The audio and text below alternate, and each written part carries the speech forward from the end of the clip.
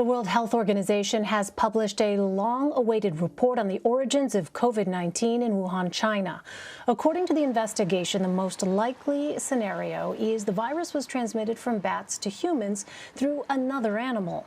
The report says theories the virus escaped from a lab are, quote, extremely unlikely. The study was conducted by WHO investigators and Chinese scientists. But a coalition of countries is questioning the report's credibility. In a joint statement with 13 other countries, the U.S. State Department expressed concerns about not only the report's delays, but to the lack of basic data. They added that scientific missions should, quote, be able to do their work under conditions that produce independent and objective findings. For the latest, let's bring in CBS News reporter Alex Tin, who has been covering the nation's pandemic response. Hi there, Alex. Good to see you again. So let's start with that WHO report. How comprehensive is it, and did they identify which other animals could have served as carriers or hosts of the virus? Well, thanks, Elaine. Yeah, it is a long report, and it is accurate to say that it is a detailed report that examined those four theories, one of which you mentioned as they saying the potentially most likely of the scenarios, which is that it started potentially in bats in China, transmitted through an intermediate host, some other animal, and then eventually ended up in humans in China.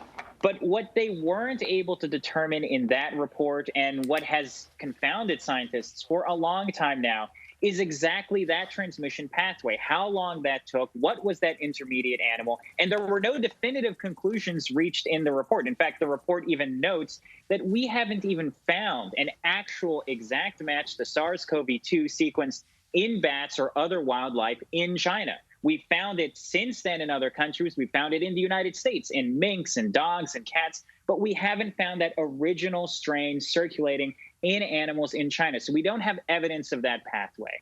And what they also found in that report, and they've noted for months, is that we lack the ability to find that information right now. Yeah, so then, Alex, how concerning is that the exact origin of the virus is still unknown?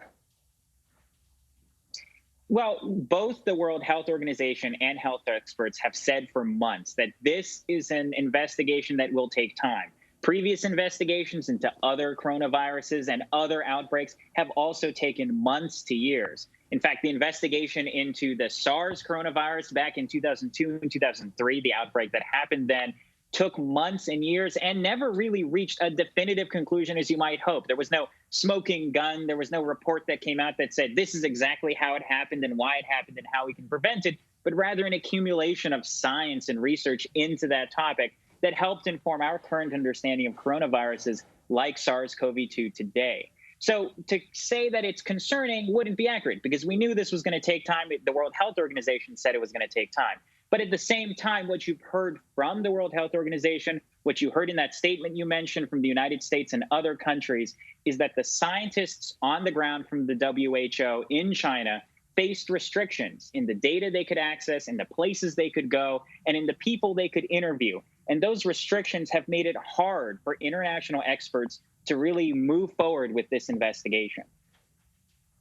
So those restrictions to access, Alex, is that really the basis of skepticism over this report?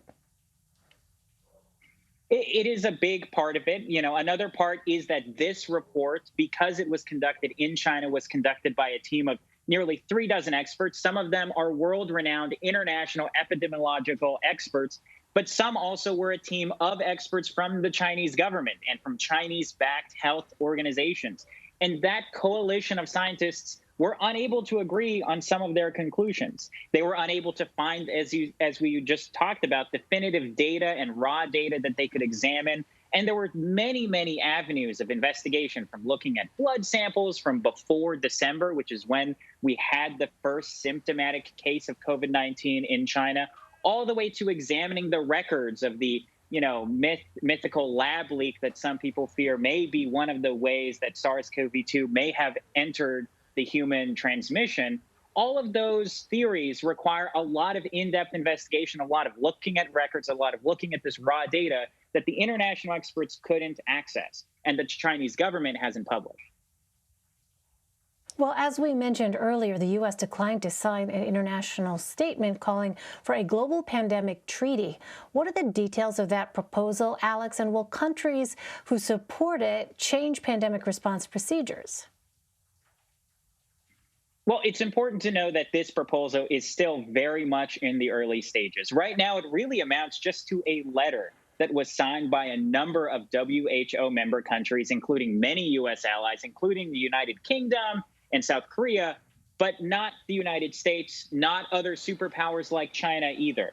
But the letter calls for international cooperation, both to address the current pandemic and future pandemics. And they point to a lot of the issues that we've heard people talk about in addressing the current pandemic right now, which is the lack of sharing of countermeasures, the lack of sharing of COVID-19 vaccines, or the underlying technology and supplies that go into making those vaccines.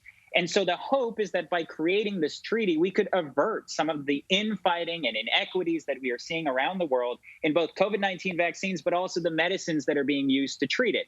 But of course, with the United States not signing on to this letter, that has raised some eyebrows. There are a lot of people who have criticized the United States for hoarding essentially its vaccine and using it to vaccinate as many people as possible before sharing it with poorer countries who need to vaccinate their high-risk individuals.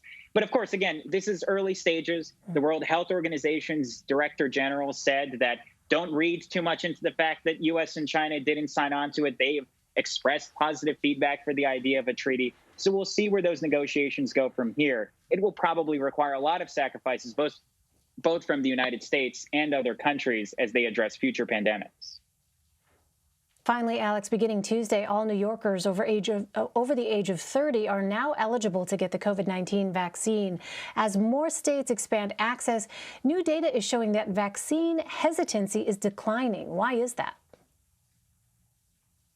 Well, there are a lot of reasons that we could point to, but the main one is that there are more people getting vaccinated, and there are more people looking at those people getting vaccinated and feeling more confident about their vaccine. At least that's according to polling that we've seen most recently from the Kaiser Family Foundation. There was a similar poll that came out last week from the United States Census Bureau that was conducted with the CDC. But what we've seen from all of these surveys and all of these polling is that as more people get vaccinated, confidence has increased in the vaccine as people see literally millions of people getting the exact same vaccine that they are, and not only seeing few to no side effects, but also being able to do more things and go out and see more people and, essentially do more of the activities that will return us to normal life.